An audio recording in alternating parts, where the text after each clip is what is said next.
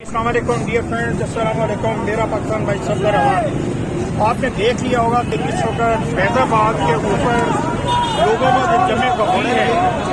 وہ اس وقت اپنے قائد عمران خان کے لیے جس طرح باہر نکلے ہیں، اور تھوڑی دیر پہلے جس طرح یہاں پہ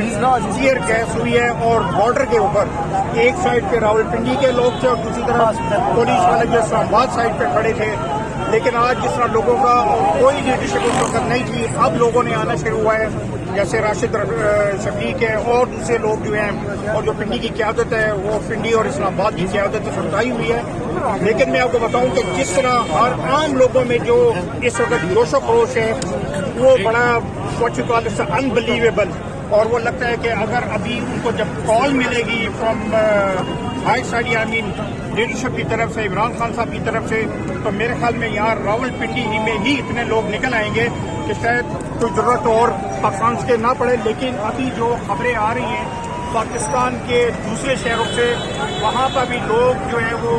بہت زیادہ باہر نکل آئے ہیں اور وہ جناب اپنا احتجاج جو ہے وہ ریکارڈ کرا رہے ہیں۔ اور اس وقت یہاں پہ جن لوگوں سے میری ملاقات بھی ہوئی ہے، جن سے بات بھی ہوئی ہے،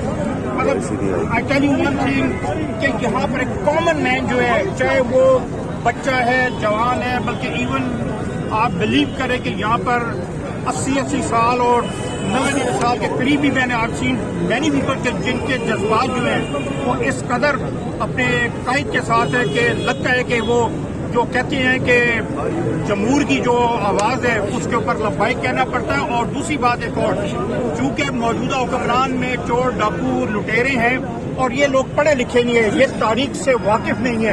کہ تاریخ میں عوام اور جمہوریت لوگ جس وقت اٹھتے ہیں اس وقت ان کو کوئی نہیں روک سکتا، اور دنیا میں بے پناہ انقلاب ہیں جو ہمارے اور آپ کے سامنے نظروں سے گزرے ہیں۔ اور میں یہ بھی آپ کو بتا دوں کہ وہ ایک شاعر ہیں، دوست ہیں، ذرا ان کے ساتھ معذرت کے ساتھ ان کا ایک شعر میں آپ کو ابھی سناؤں گا، دوسرے میں تھوڑی سی ترمیم کروں گا کہ اس میں ہے کہ جو چاہتا ہے مجھ کو اذیت میں دیکھنا اس کو دستے گرفت مشیت میں دیکھنا۔ اور دوسرا شعر ہے جس پہ تھوڑی سی ترمیم کر رہا ہوں کہ مجرم ہے کون، خطائیں کس کی ہیں، اس کا حساب عوام کی عدالت میں دیکھنا۔ جس طرح عوام اٹھ کھڑے ہوئے ہیں ان کو کوئی نہیں روک سکتا، اور اگر پاکستان کے لوگ باہر نکلیں گے